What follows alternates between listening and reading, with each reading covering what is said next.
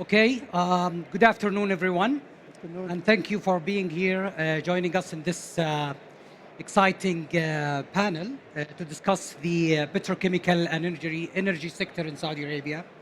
A timely discussion at a pivotal moment for the industry, which is a very strategic and important sector in the kingdom.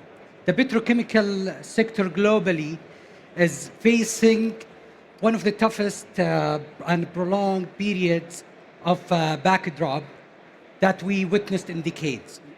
We have been facing prolonged oversupply that is driven by many factors, one of which is China's push towards self-sufficiency, which caused global utilization rates to reach levels we haven't seen since the 1980s. And restoring the balance in the industry would require the shutdown of 20 million tons of global capacity. At the same time, Saudi producers are among the most important players globally, and they face dual challenge. First is higher capital expenditure requirement. When we compare against China, some estimate that cost of construction in Saudi is 40% higher. And also the feedstock mix, which is dominated by liquids, is at a disadvantage compared to gas-based advantaged US producers. At the same time, we are having great opportunities and many reasons for optimism.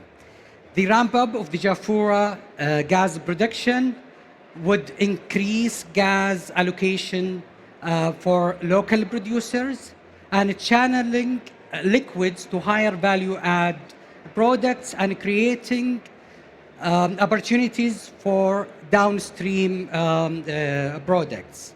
With that, we have distinguished panels to unpack these challenges and opportunities.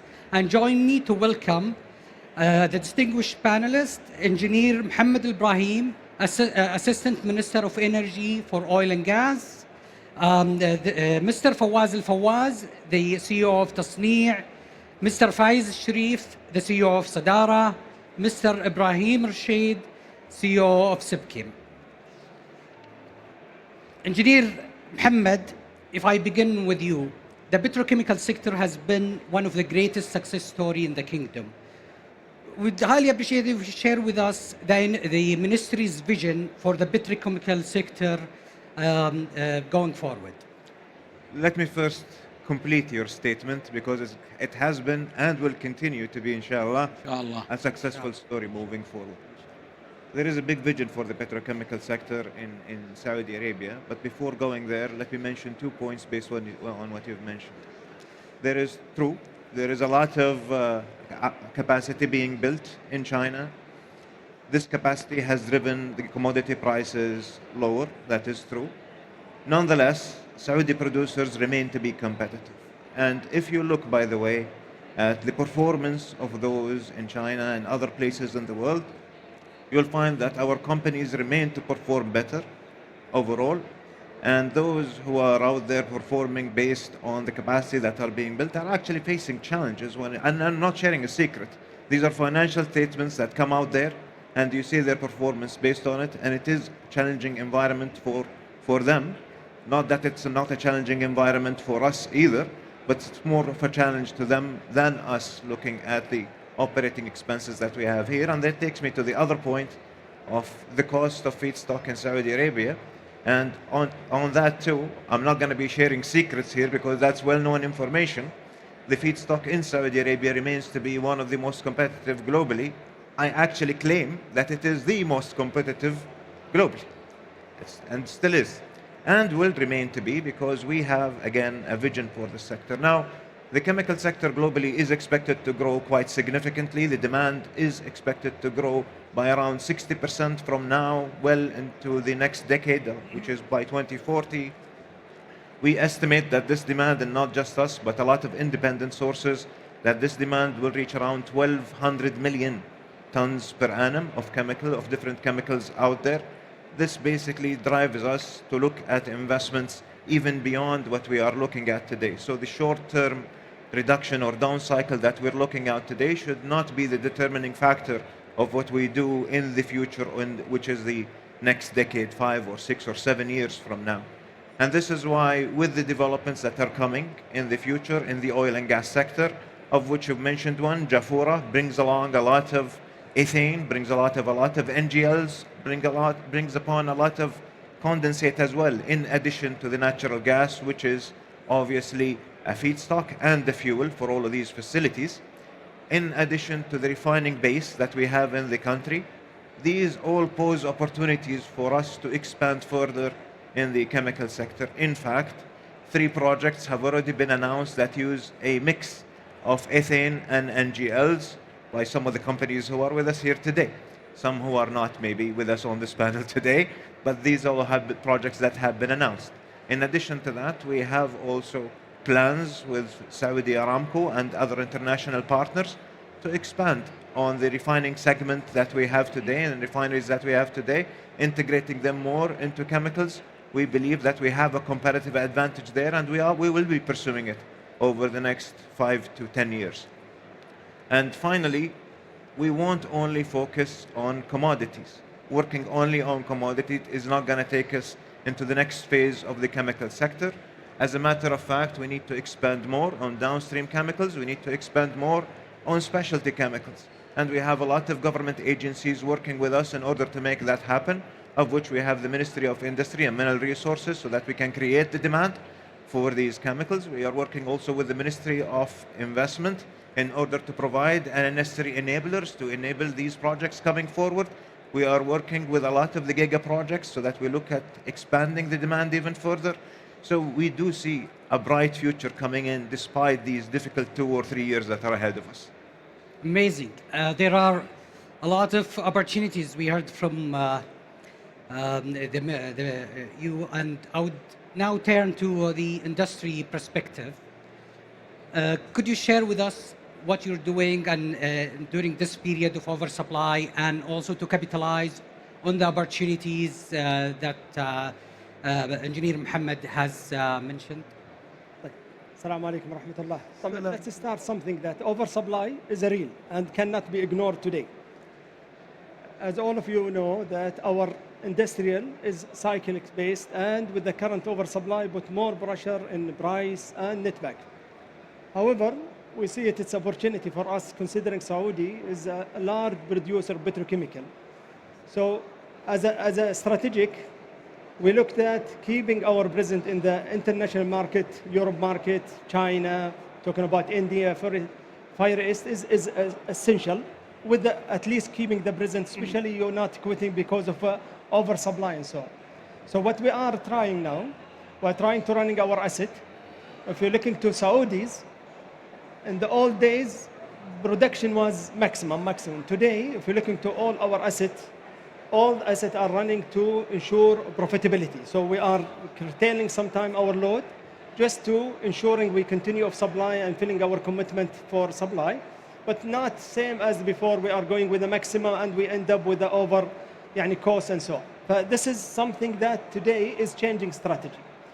The other one is the cost optimization, be it control cost or logistic cost, which is playing a lot of factor, and this is an area that all the industry is doing their best to optimize it, especially to overcome the current condition.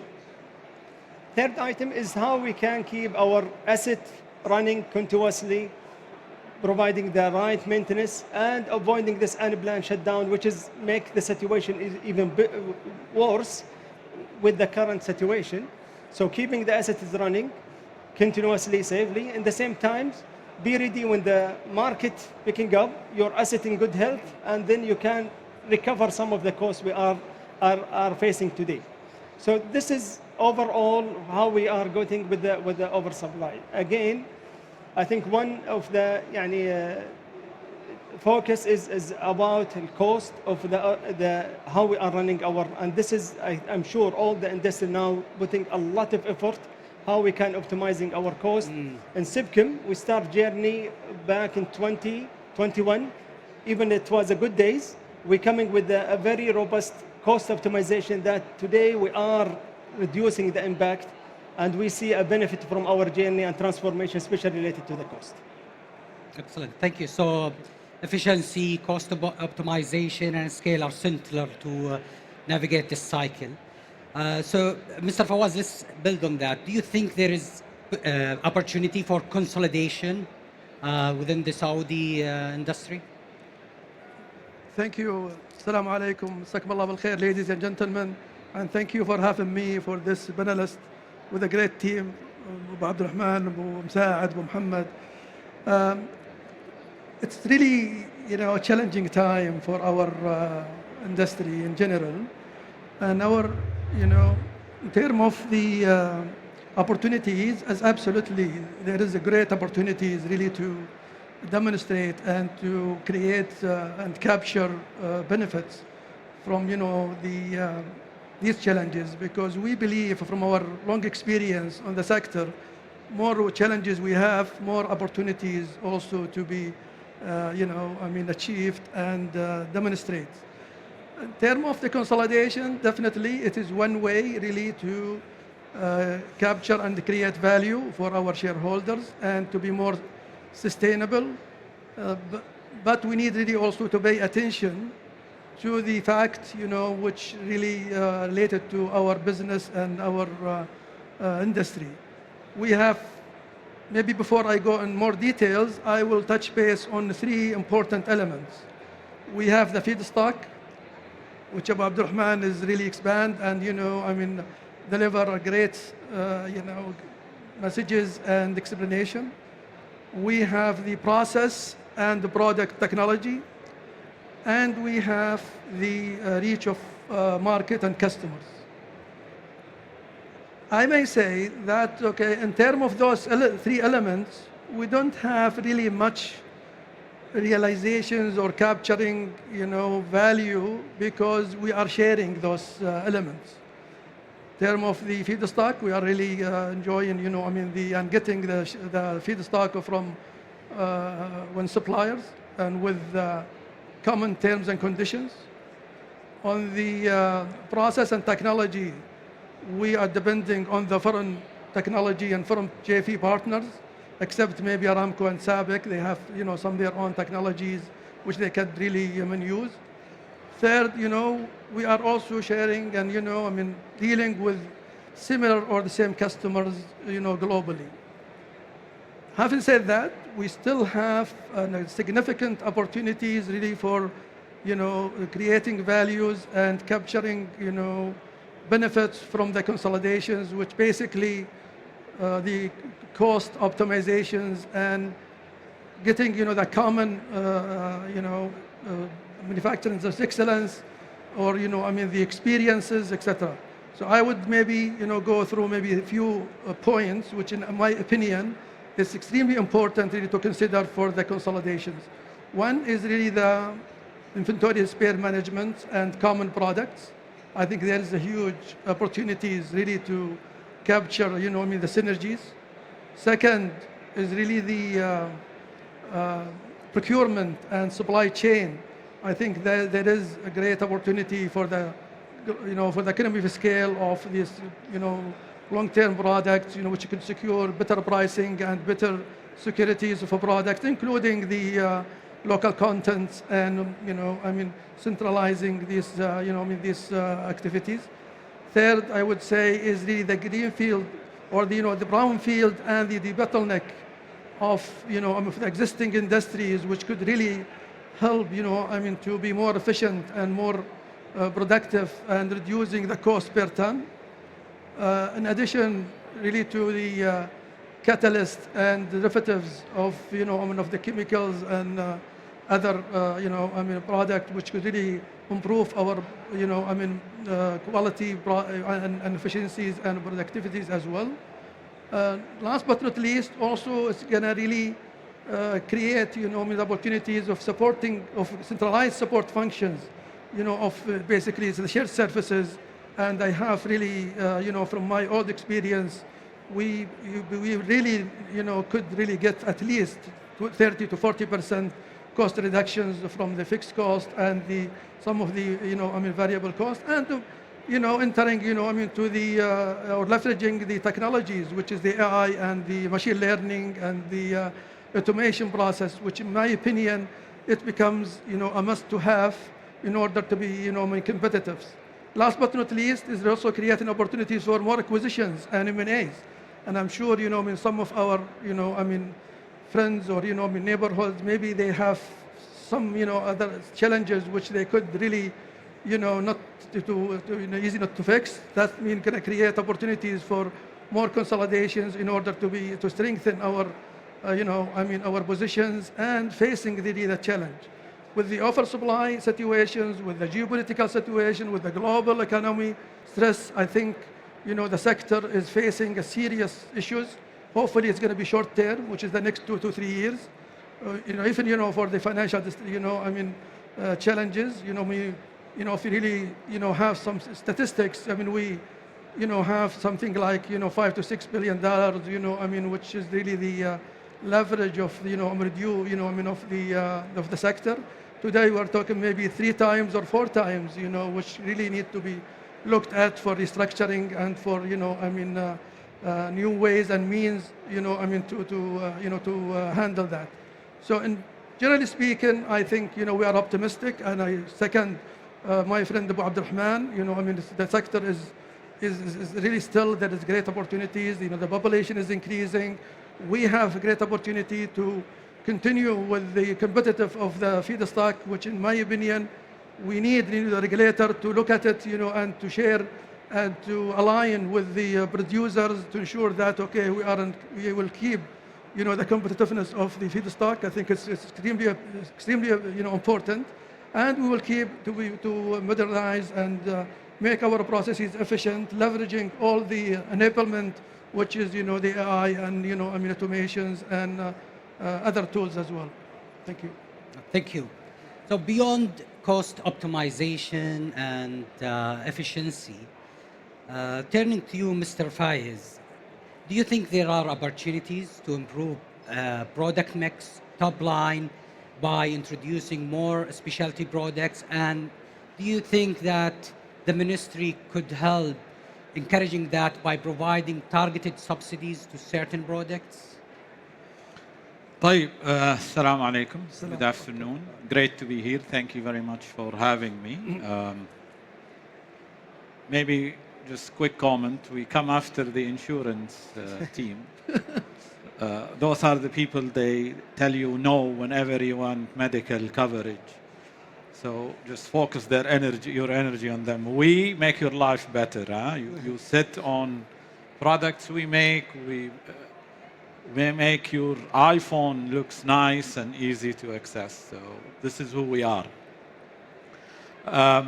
If you allow me, Osama, I would take a small twist, but I promise you I'll answer your question. I'll do it through Sadara's story. And the pressure here, I have 2 ex-CEOs of Sadara, so let's make sure that I have to be careful.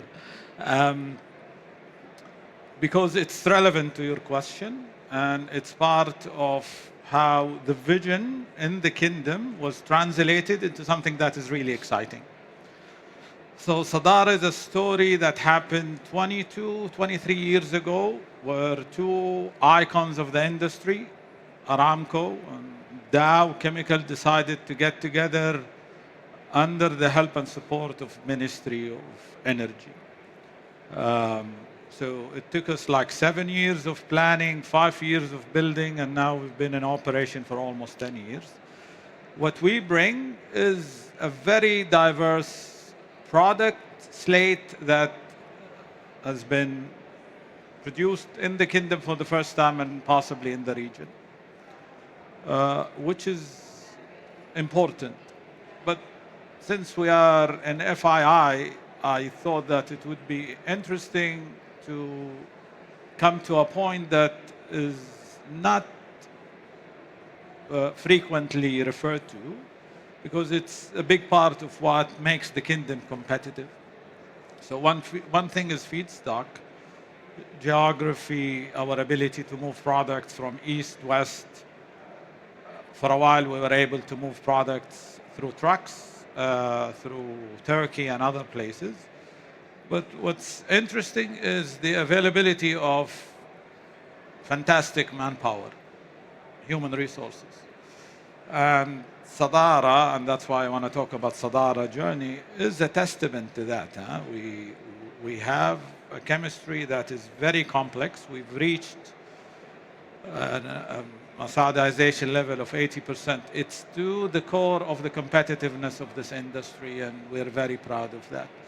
So we make interesting chemistry products that is key and complementary to what Tasnee, Advance, and Sabic make in the kingdom.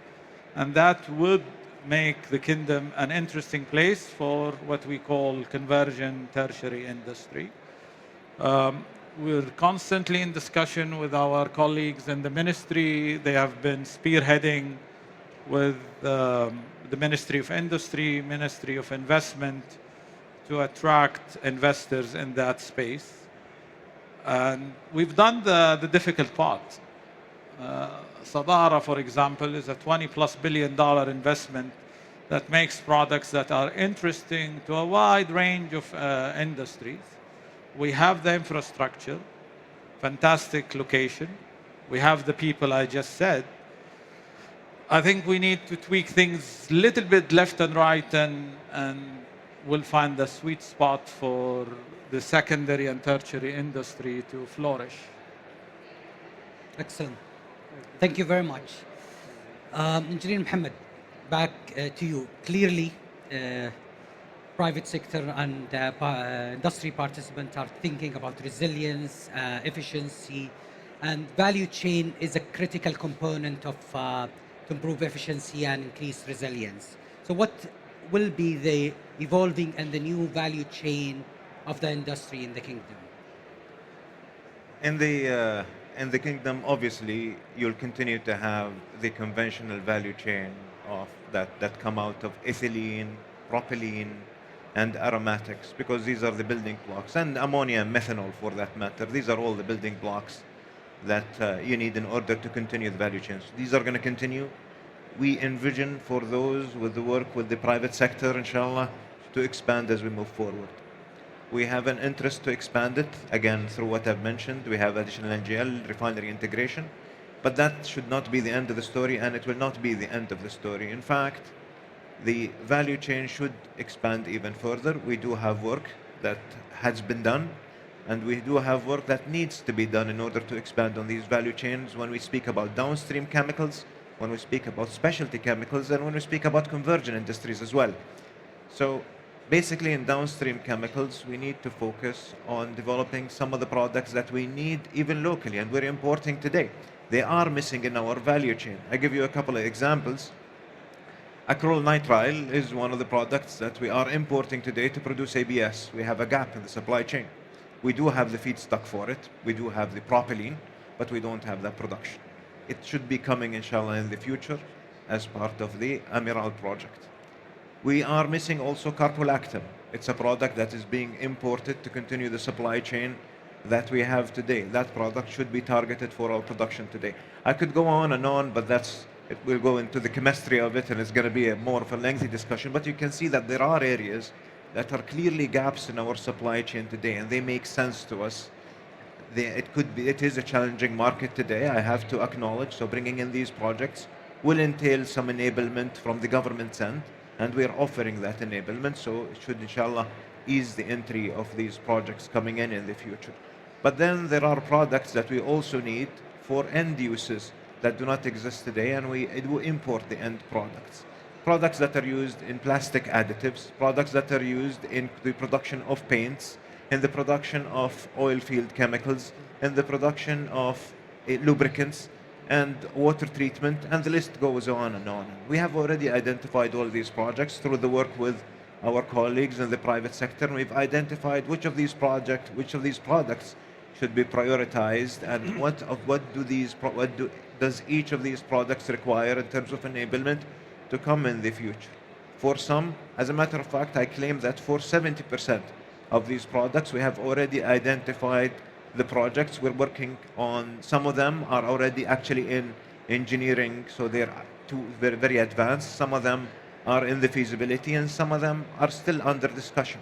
But 70% are already in these two phases of engineering and feasibility. So we have agreed that these projects need to come in order to produce those products. And as I want to reaffirm, I know we're running out of time, but I want to reaffirm that the government, with all of its agencies, not just the Ministry of Energy on its own, although the Ministry of Energy is the overseer of the sector, we will provide the necessary enablement. I am yet to see, by the way, as of today, a chemical plant or a petrochemical plant that has failed in the country. None have failed. None will fail, inshallah. Alhamdulillah. Alhamdulillah. Inshallah. I'm not sure what do you classify Kayan as, but we'll leave it for another day. Is it shut down? No, it's not. Not fail. Okay, thank you, Abdurrahman. Back to you, Ibrahim. I cannot have you in the panel and not ask about your experience post-merger and what you can share with us, especially that there might be opportunity for further consolidation. I think looking for consolidation is always a plus. We had experience in Sibchem where we have merge bring a lot of consolidation between the two identities, and we are better today where we can have more synergies and we can utilize it. I think Mohammed, he touched a lot of point. By consolidation, you will be in better position even from purchasing power, from negotiation power with the supplier, because you have better.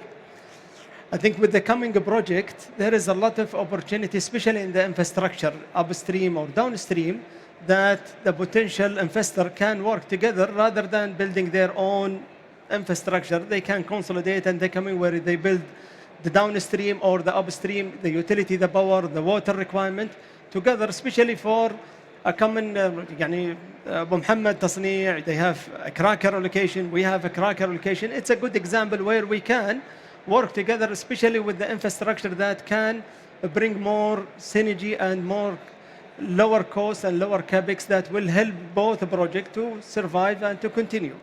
And this is part of the consolidation.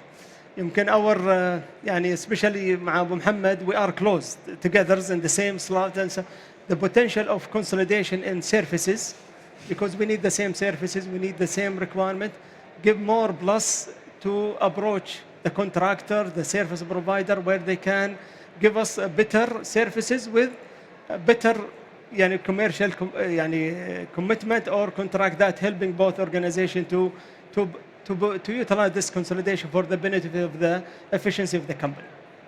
So thank you very much. Abu Mohammed, Ustad Fayez, if you could share with us your thoughts around downstream demand in the kingdom.